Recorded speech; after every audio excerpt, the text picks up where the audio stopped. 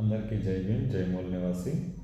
ఇప్పుడు మనందరి ముందు ఉన్నటువంటి అతిపెద్ద సమస్య ఈవీఎంల ద్వారా ఎన్నికలు నిర్వహించడము.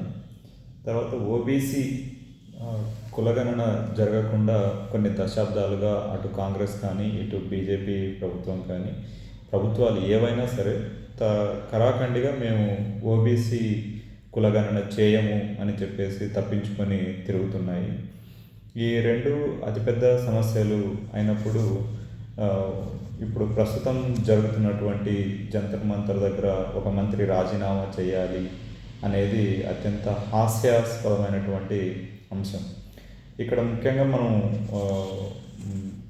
ఈ నీట్ అనేది ఎందువలన వచ్చింది అనేది మనం చూసుకుంటే ఇది చాలా హాస్యాస్పదమైనది. ఇక్కడ కాంగ్రెస్ ప్రభుత్వము ఎల్పిజి అనేదాన్ని ప్రపోజ్ చేసింది. Liberalisation, privatisation and globalisation. ఇందులో భాగంగానే ఒక దేశము ఒక పరీక్ష అనే విధానంలో ఎన్టీఏ, నేషనల్ టెస్టింగ్ ఏజెన్సీ అనేదాన్ని ఒకటి స్థాపించి దాని ద్వారానే ఇప్పుడు నీట్ అనేదాన్ని నిర్వహిస్తున్నారు. దీన్ని ప్రపోజ్ చేసింది కాంగ్రెస్. దీన్ని అమలు చేసింది మాత్రము ఇప్పుడున్నటువంటి ఆర్ఎస్ఎస్ బీజేపీ ప్రభుత్వం. ఈ ఎన్టీఏని ఎస్టాబ్లిష్ చేయడము, దాని ద్వారా నీట్ అనేదాన్ని అంటే ఒకే దేశము ఒకే పరీక్ష అనే విధానంతో ఈ నీట్ని నిర్వహించడం వలన ఇప్పుడు వస్తున్నటువంటి దుష్ఫలితాలు ఏవైతే ఉన్నాయో దీన్ని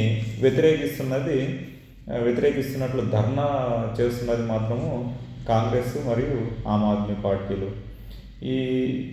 ఇక్కడ ఒక విషయము చెప్పాలి. అంటే ఇప్పుడు జరుగుతున్నటువంటి ఈ దొంగతనం, అంటే పేపర్లని లీక్ చేయడము, ప్రశ్నపత్రాలను అమ్ముకోవడము, ఈ దొంగతనానికి సానుకూలంగా వ్యూహరచనలు చేసిందేమో కాంగ్రెస్ ప్రభుత్వము.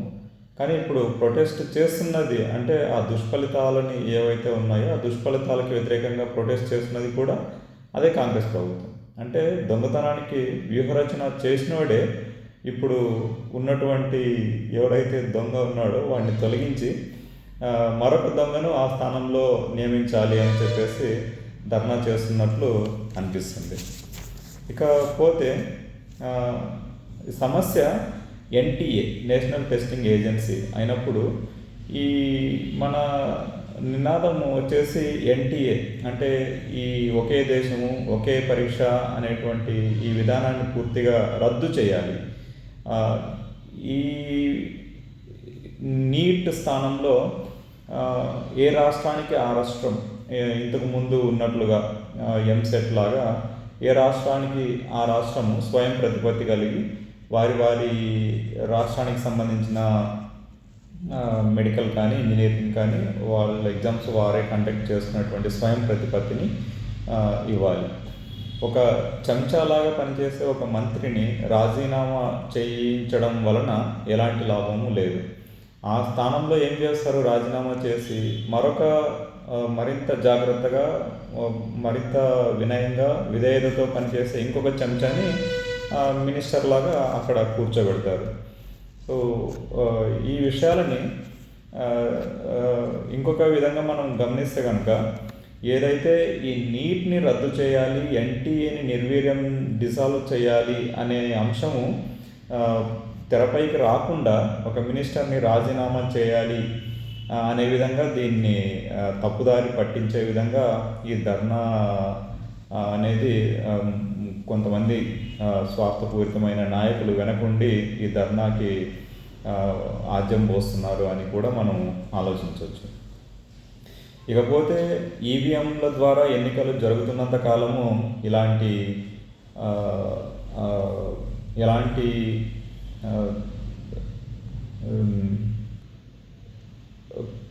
ధర్నాలు చేసినప్పటికీ కూడా ఎలాంటి ప్రయోజనాలు ఉండవు. అంటే ఇక్కడ ఉన్నటువంటి ధర్నా చేస్తున్నటువంటి యూత్ ఎవరైతే ఉన్నారో వాళ్ళందరూ కూడా ఓటు హక్కు కలిగినటువంటి యువకులు. కనీసం అంటే మేము ఇలాగ ప్రవర్తించినప్పుడు వచ్చే ఎన్నికలలో మాకు ఆ, ఓటు తక్కువైతుంది అనే భయం కూడా ప్రభుత్వాలకి ఉండట్లేదు అంటే ఈవీఎంలు ఉన్నంత కాలము భారతీయులకు ఉన్నటువంటి అత్యంత విలువైనటువంటి ఆయుధం ఏదైతే ఓటు హక్కు ఉందో ఆ ఓటు హక్కు మాకు అవసరం లేదు అనే విధంగా వాళ్ళు ప్రవర్తిస్తున్నారు అనేది మనం అర్థం చేసుకోవచ్చు.